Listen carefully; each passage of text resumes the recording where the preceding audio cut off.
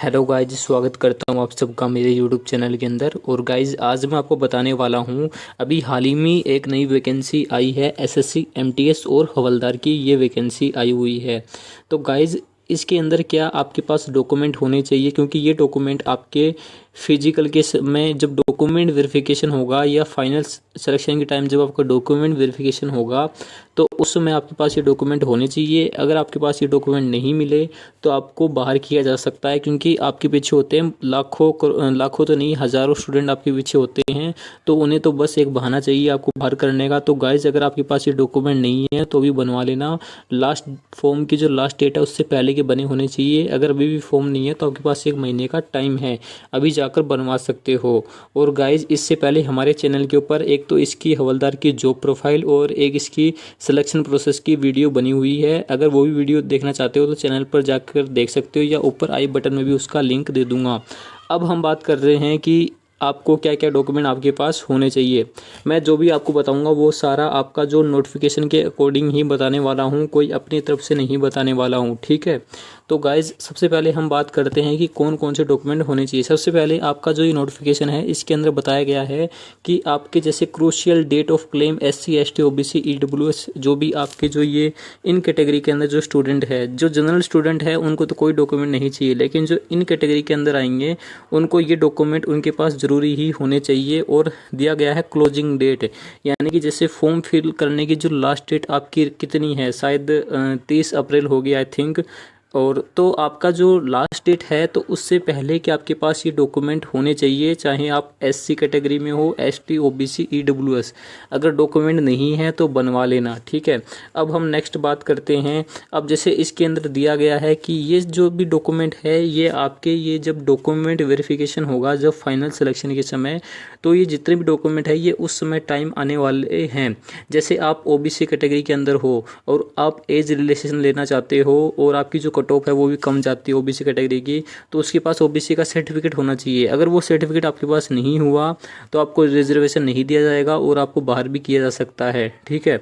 तो सबसे पहले इसके अंदर दिया गया है कि जब आपका डॉक्यूमेंट वेरिफिकेशन होगा तो आपके पास कौन कौन से डॉक्यूमेंट होना चाहिए। जैसे इसके अंदर दिया गया है मैट्रिकुलेशन सेकेंडरी सर्टिफिकेट, यानी कि जैसे आप जिस भी क्वालिफिकेशन, आपकी जो एजुकेशन क्वालिफिकेशन है जिससे आप फॉर्म अप्लाई करोगे, तो डॉक्यूमेंट वेरिफिकेशन के समय आपके पास ये होने चाहिए, ठीक है।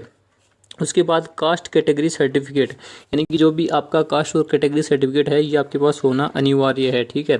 उसके बाद आता है हमारे पास नेक्स्ट पॉइंट, जैसे आप ये रिजर्वेशन लेना चाहते हो, जैसे SC ST OBC PWD, ये जो भी आप रिजर्वेशन लेना चाहते हो ये इसमें दी गई है। अगर ये आपको रिजर्वेशन लेनी है ना तो गाइज अपने डॉक्यूमेंट ज़रूर बनवा लेना। मैं आगे बताने वाला हूँ कि आपके पास कौन कौन से डॉक्यूमेंट होने चाहिए। अब हम बात करते हैं, जैसे इसके अंदर भी दिया गया है, आप देख सकते हो, reservation will be provided for the schedule caste, schedule tribe, other backward OBC EWS ESM, ये जितनी भी कैटेगरी दी गई है इनको रिजर्वेशन मिलने वाला है। ये जो भी मैं आपको पिक्चर दिखा रहा हूँ ये सारी आपके जो नोटिफिकेशन आया हुआ है उसी के अकॉर्डिंग ही मैं आपको दिखा रहा हूँ, ठीक है। अब हम बात करते हैं कि आपके पास कौन कौन से डॉक्यूमेंट होने चाहिए। सबसे पहले हम बात करते हैं OBC। तो गाइज आपके पास OBC का एक सर्टिफिकेट बनता है, ठीक है। वो सेंट्रल का सर्टिफिकेट आपके पास होना चाहिए, क्योंकि ये जो आपकी वैकेंसी है ये सेंट्रल की वैकेंसी है। तो आपके पास जो OBC का सर्टिफिकेट है वो भी सेंट्रल का होना चाहिए, ठीक है। सबसे पहली बात तो ये है। और उसके अंदर लिखा होना चाहिए, मतलब गवर्नमेंट ऑफ इंडिया, यानी कि एक तो आपका सेंटर का बनता है, एक आपका सेंट्रल का बनता है। जो सेंटर वाला होता है वो इंग्लिश के अंदर बनता है, ठीक है।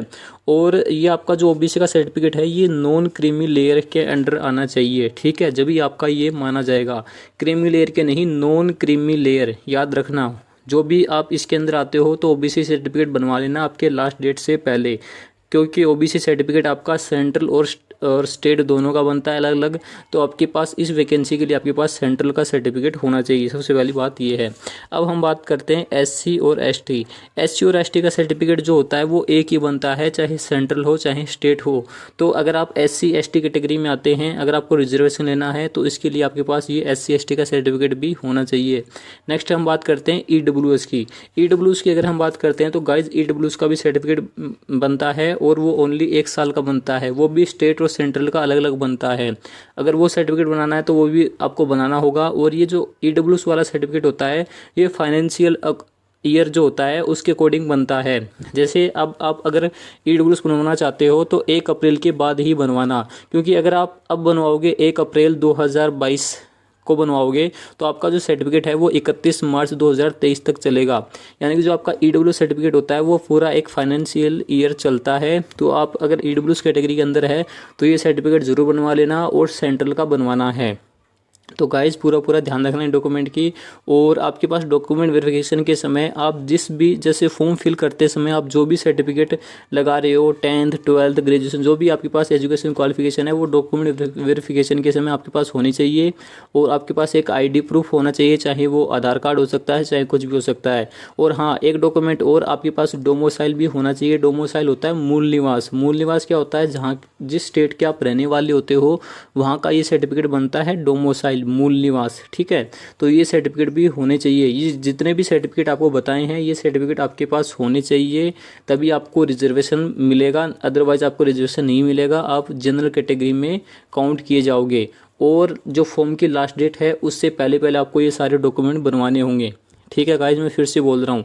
और फॉर्म फिल करते समय कोई भी गलती मत करना।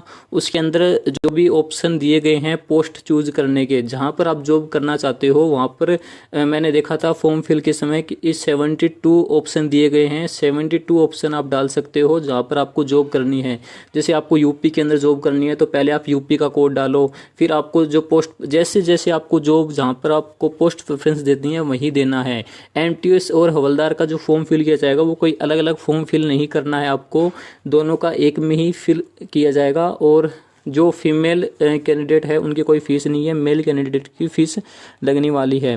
तो गाइज अगर फॉर्म अच्छे से भरना और कोई भी डाउट है तो नीचे कमेंट कर देना। और गाइज अगर ये वीडियो अच्छी लगी हो, मैंने जो आपको इन्फॉर्मेशन दी है अगर वो अच्छा लगा हो तो चैनल को सब्सक्राइब करना और वीडियो को लाइक करना। और कोई भी डाउट है तो बता देना। और चैनल के ऊपर 2 वीडियो पहले से बनी हुई है और नेक्स्ट वीडियो इसके जो फॉर्म फिलअप प्रोसेस है उसके ऊपर आने वाली है। मिलते हैं नेक्स्ट वीडियो के अंदर। जय हिंद, जय भारत।